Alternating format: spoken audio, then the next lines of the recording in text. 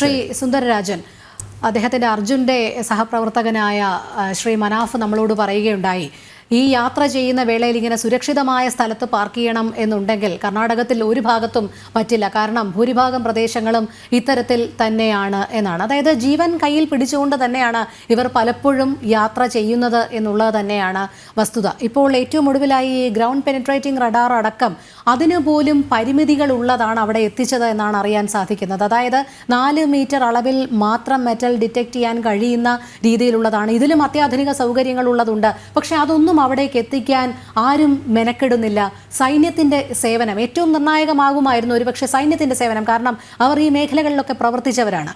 അവരുടെ സേവനം ആവശ്യപ്പെടുന്നില്ല. ഇങ്ങനെ ചെറിയ മണ്ണുമാന്തി യന്ത്രങ്ങൾ കൊണ്ടുവന്ന് വളരെ മന്ദഗതിയിൽ മണ്ണുമാന്തി അവിടെയുള്ളവർ പറയുന്നത് ഞങ്ങൾ രക്ഷാദൗത്യത്തിൽ ഏർപ്പെടുന്നവർക്കും ജീവന് ഭീഷണിയുണ്ട്, തുടർന്ന് മണ്ണിടിച്ചിലുണ്ടാകുമെന്നൊക്കെയാണ്. പക്ഷേ ഇത്തരത്തിൽ മന്ദഗതിയിൽ ഈ ജീവനുകൾ അകത്ത് കിടക്കുമ്പോൾ ഒരാളെയെങ്കിലും നമുക്ക് രക്ഷപ്പെടുത്താം എന്ന് കരുതുന്നതിന് പകരം ഇതൊരു സ്ഥിരം പതിവാണ് എന്നുള്ള രീതിയിൽ പോകുന്ന ലാഘവത്വമാണ് നമ്മൾ ഈ മണിക്കൂറുകളിൽ കാണുന്നത്.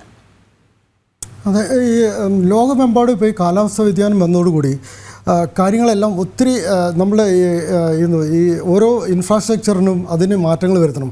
ഉദാഹരണമായിട്ട് ഇന്ത്യയിൽ റോഡുകൾ ഉണ്ടാക്കുന്ന ഏറ്റവും പ്രധാനപ്പെട്ട ഇന്ത്യൻ റോഡ് കോൺഗ്രസിൻ്റെ ഡിസൈൻ സ്റ്റാൻഡേർഡ്സാണ് IRC കോഡ്സ് എന്ന് പറയുന്നത്. അതുപോലെ സ്പെസിഫിക്കേഷൻ ഇതെല്ലാം ഉണ്ട്. ഇന്നിപ്പോൾ ലോകത്ത് എന്താ സംഭവിക്കുന്നത് വെച്ചാൽ എല്ലാ രാജ്യങ്ങളിലും ഇതെല്ലാം റിവൈസ് ചെയ്യുകയാണ്. കാരണം എന്താ വെച്ചാൽ ഇന്നലെ വരെയുള്ള രീതിയിലല്ല ക്ലൈമറ്റ് ബിഹേവ് ചെയ്യുന്നത്. നമ്മൾ ഒരു കൾവേർട്ട് ഡിസൈൻ ചെയ്യുക അല്ലെങ്കിൽ ഒരു ബ്രിഡ്ജ് ഡിസൈൻ ചെയ്യുക എന്നൊക്കെ പറഞ്ഞു കഴിഞ്ഞാൽ അത് ഒരു പ്രത്യേക രീതിയിലുള്ള സിറ്റുവേഷന് വേണ്ടിയാണ്. പക്ഷേ ഇന്ന് ഈ ക്ലൈമറ്റ് ചേഞ്ച് വന്നതോടുകൂടി ഇതെല്ലാം മാറ്റം വരുത്തണം. അപ്പോൾ അതിനെ ക്ലൈമറ്റ് റെസിലിയൻ ഇൻഫ്രാസ്ട്രക്ചർ എന്നാണ് പറയുക. അപ്പോൾ നമുക്കിവിടെ ആവശ്യം എന്ന് വെച്ചാൽ ഇപ്പോൾ മനാഫ് പറഞ്ഞ പോലെ എവിടെയും നിർത്താൻ പറ്റില്ല, എല്ലായിടത്തും ഇതാ പ്രശ്നം എന്ന് പറഞ്ഞാൽ. കാരണം എന്ന് വെച്ചാൽ ഒരു സ്ഥലവും നമുക്ക് കോൺഫിഡൻ്റ് ആയിട്ട് പാർക്ക് ചെയ്യുന്ന സ്ഥലങ്ങളൊന്നുമില്ല. അത് അങ്ങനെ വേണമെന്നുണ്ടെങ്കിൽ നമുക്ക് ക്ലൈമറ്റ് റെസിലിയൻ റോഡ് വേണം. ഈ ക്ലൈമറ്റ് റെസിലിയൻ റോഡ് വേണമെങ്കിൽ വി ഹാവ് ടു നമ്മളെന്ത് ചെയ്ത് ഇതിനെ റിവൈസ് ചെയ്ത് ഇതിനെ പുതിയ സ്റ്റാൻഡേർഡിലേക്ക് ഈ റോഡുകളും ഈ വളരെ എന്താ പറയുക ഈ ലാൻഡ് സ്ലൈഡൊക്കെ അഫക്റ്റ് ചെയ്യാൻ അപകട സാധ്യതയുള്ള സ്ഥലങ്ങൾ മുഴുവൻ നമ്മൾ റീഡിസൈൻ ചെയ്ത് ഇതിനെ അനുകൂലമാക്കി എടുക്കണം. ഭാവിയിലുള്ള അടുത്ത 10, 20, 30 വർഷങ്ങളിൽ നമ്മൾ ഈ കാലാവസ്ഥ വളരെ മോശമായ രീതിയിലാണ് ഉണ്ടാവുകയെന്ന് പ്രതീക്ഷിച്ചുകൊണ്ട് അതിനെ ഡിസൈൻ ചെയ്തെടുക്കണം. ഇത് എല്ലാ രാജ്യങ്ങളിലും ഉണ്ട്. ഈ സ്റ്റാൻഡേർഡുകൾ ഡെവലപ്പ് ചെയ്യുന്നേ ഉള്ളൂ. പക്ഷേ എങ്കിലും ഇന്ത്യയിൽ നാഷണൽ ഹൈവേ ഈ രീതിയിൽ ഒരു എഫേർട്ട് എടുക്കുന്നുണ്ട് എന്ന് എനിക്ക് തോന്നുന്നില്ല. പക്ഷേ സ്റ്റേറ്റ് ഹൈവേയിലും കേരളത്തിൽ നമ്മൾ കുറേ അധികം മുന്നോട്ട് പോയിട്ടുണ്ട് ഈ കാര്യത്തിൽ. ക്ലൈമറ്റ് റെസിലിയൻ റോഡ് എന്നാണ് പറയുന്നത്. അപ്പോൾ അതിന് സ്റ്റാൻഡേർഡ്സ് സ്പെസിഫിക്കേഷൻ ഇന്നലെ വരെയുള്ള കൾവേർട്ടിൻ്റെ സൈസല്ല നമ്മൾ ഇന്ന് കൊടുക്കുന്നത്. കാരണം we are trying to see much more worst situation, അതായത് വേഴ്സ്റ്റ് കേസ് സിനാരിയോ കണ്ടുകൊണ്ടാണ് നമ്മൾ ഈ റോഡ് ഇതെല്ലാം ഉണ്ടാക്കുന്നത്.